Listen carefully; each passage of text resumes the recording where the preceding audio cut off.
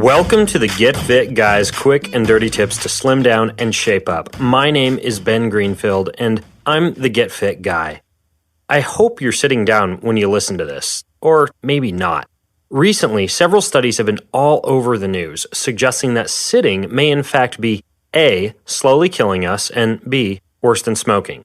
While these catchy headlines may be partially news-selling scare tactics, there's definitely something to it. Just look at an amazing infographic that sums things up at Is Sitting Killing You? Read Is Sitting a Lethal Activity by the New York Times and view a Fox News report on how sitting can be as deadly as smoking. I'll put a link to all those in the show notes over at quickanddirtytips.com. Of course, these type of reports may only serve to get you stressed out at work while you're strapped to your chair, grinding your teeth and sweating bullets as you wonder how much harm you're doing to your body as you sit there. And that type of stress can be just as unhealthy as sitting. So in this episode, you'll not only learn why sitting isn't the best activity for your health, but you'll also learn 7 ways to stand more, even if you work in an office environment. If you really think about it, discussing the dangers of sitting seems a bit silly. After all, you know intuitively that a sedentary lifestyle is less healthy than staying physically active. But it's only recently that clear scientific evidence has emerged linking cardiovascular disease to long periods of time spent in a seated position. Early death and obesity are also strongly linked to sitting. So how could this be? Well, not only are people who sit a lot less likely to lead physically active lives, but sitting halts most of the electrical activity in your muscles, since you don't really need those muscles to help you sit.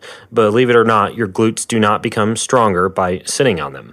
When muscle activity declines, your metabolism drops, so you burn 1/3 of the calories that you would in the standing position. Interestingly, the enzymes that break down fat also significantly decrease, as does the body's ability to control blood sugar levels. Finally, compared to standing, sitting can place up to 10 times more painful pressure on your low back. So, are you standing yet? I actually am. I stand whenever I record this podcast episode. I have a standing workstation, which I'll talk about in just a second, when I give you 7 quick and dirty tips to stand more. So, many of these tips I'm about to tell you can be used even if you're shackled to a chair for your day job. Number 1, stand while you're waiting. I often get funny looks at the Department of Motor Vehicles, the doctor's office, and the computer store when I'm told to take a seat, and I simply stand in the corner of the room.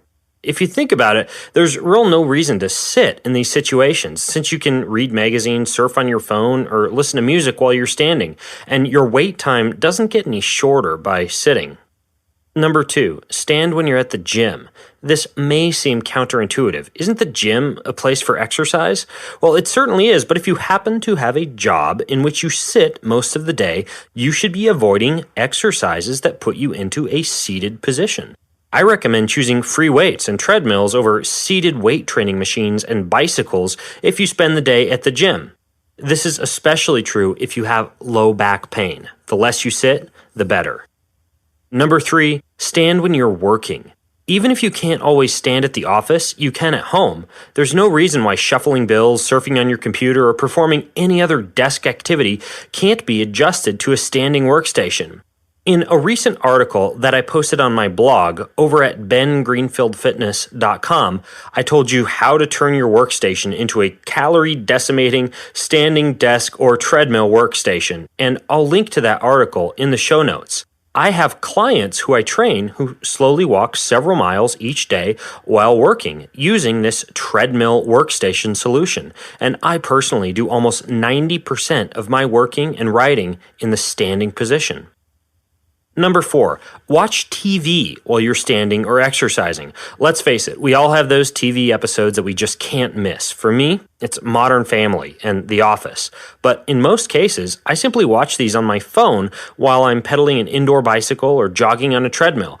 You can, of course, set up a TV in your home gym as well. Number 5, stand when you're traveling. When I'm on an airplane, I'll often read, listen to music, and watch programs on my phone while standing in the back. While you certainly don't want to get banned from air travel by ignoring the seatbelt signs, there are plenty of standing opportunities, especially on longer flights. Similarly, while I'm on a road trip in a car, I'll stop every 1 to 2 hours to do jumping jacks, bodyweight squats, or a quick series of stretches. Number 6, stand when you're snacking. You're prone to eat less and metabolize calories more quickly when you eat in the standing position. And while a turkey dinner may be more comfortably enjoyed in a seated position, you can stand to eat things like a sandwich or munch down on trail mix. Number 7, stand while you're talking on the phone. Often you'll see the first thing people do when they answer a phone is to find the nearest chair to plop down in. Instead, when you talk on the phone, try to stand up, pace the room, or even stretch. A hands-free headset might make this even easier. Plus, if you're on a cell phone, you'll avoid all those potentially cancer-causing radio waves. Perhaps you're seeing the same pattern I'm seeing here. Much of the time, we sit because we're socially expected to sit, and not because it's necessary for the activity in which we're engaging. From now on, think about those times when you would normally sit, even though sitting isn't necessary, and simply stand instead. And if you've found creative ways to stand more, please share them over at the Get Fit Guy Facebook page at facebook.com/getfitguy. So until next time, this is the Get Fit Guy asking you, what are you waiting for? Go get fit.